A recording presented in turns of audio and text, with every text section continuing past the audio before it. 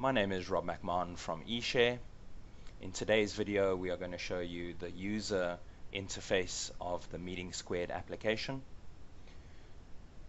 In previous videos we have shown how an administrator of a team or a committee is able to create an agenda-led meeting through the web view of the MeetingSquared application. A very easy process to create a logical flow of points and topics and add documents and links and decisions to a meeting agenda. Once the content for the meeting is available, the administrator can publish this meeting, and once that happens, the individuals who have access to the site will receive a notification that they have been granted access to this meeting so they can access the content, and any actions and decisions that they need to make will also be prompted through email. So as a user, I am then able to log on to my device. I'm logging on to my Windows application at the moment, but we also have applications for Android and for iOS. By clicking on my app, I can now put in my single sign-on Office 365 user credentials.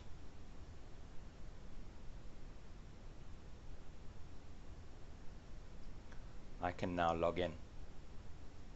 It gives me all the options of where I have MeetingSquared installed.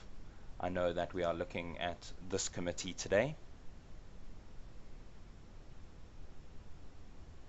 And up comes the application itself.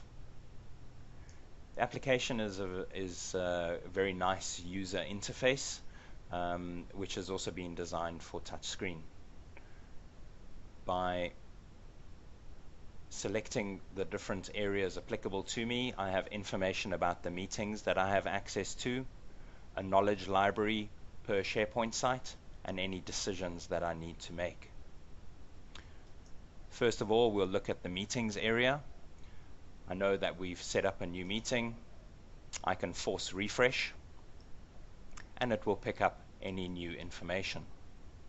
By clicking on that meeting itself, I then have access to my agenda and all of the collateral for that meeting. I can access a document, and here I can move that, either keep it in 3/4 screen, alternatively I can move it into full screen. With each document I have the ability to annotate. You can see down the right hand side we have the ability to see where we are and easily track down long documents using the toggle. I can also use different annotation options, such as a pen and also a highlighter. All of these annotation options can be personalized into different colors, thickness of lines, and opaqueness when you look at the sticky note. These documents can be very long, and we have the ability to be able to track between all of our different annotations. We also have the ability to make our annotations public, and by doing this, or by using the share function, my annotations will now show up on other people's documents on their devices. This is a great way to collaborate and to be able to talk about what is important as you are going through a document itself. Once we have finished working on this document, we can move on to the next document, where the new document will come up. And once again, we can follow through that document and we can start to annotate that as we go through. This is great for pre-preparation of meetings itself. We also have the ability to use links. So here this can go back to a third-party web-based system or back into your SharePoint Online. Here I've just connected it to a website, but this really creates for interactive and collaborative meetings.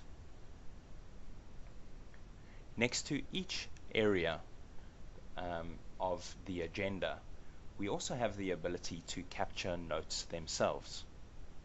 So if I just go out of here, we can see the two chevrons. By clicking on that icon, I can now start to capture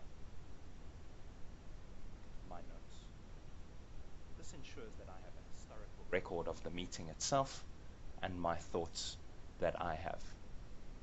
What is really fantastic for an administrator is they can capture their notes, but they have the ability to be able to access this information after the meeting. So you can email these notes and agendas back to yourself for the start of your minute production.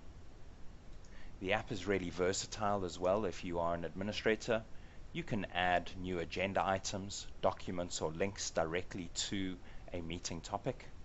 You can edit agenda items, documents, or links, and you can also publish this meeting. If you are working co-creatively with different stakeholders, one person may be putting the agenda together, another may edit, and then once they've finished editing, they can publish the meeting directly from the application on their device. Really fantastic tool to improve productivity and engagement with different stakeholders in teams and committees. What is really beneficial is for each meeting we are capturing this information, but we have access to all of our previous meetings as well. So we can always refer back to those meetings to access information. Other areas within the application itself is the ability to make decisions, and by clicking on the decisions icon, I will then see all of the decisions that are available to me, votes that have already been completed, and where votes need to be completed as well.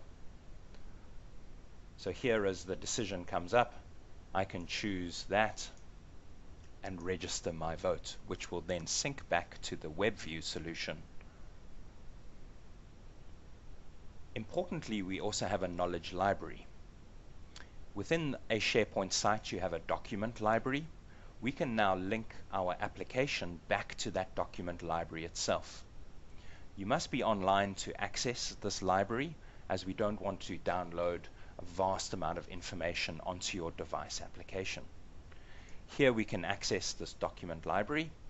We can now start to access the documents themselves. And in the same way that you can annotate documents within a meeting, you also have the ability to annotate documents within the knowledge library. This is really fantastic from a reference point of view, and it gives all individuals relating to that team and committee access to the same information at all times, whether it's on the weekend, if you're on holiday, or at an early hour of the morning when you want to review that specific report.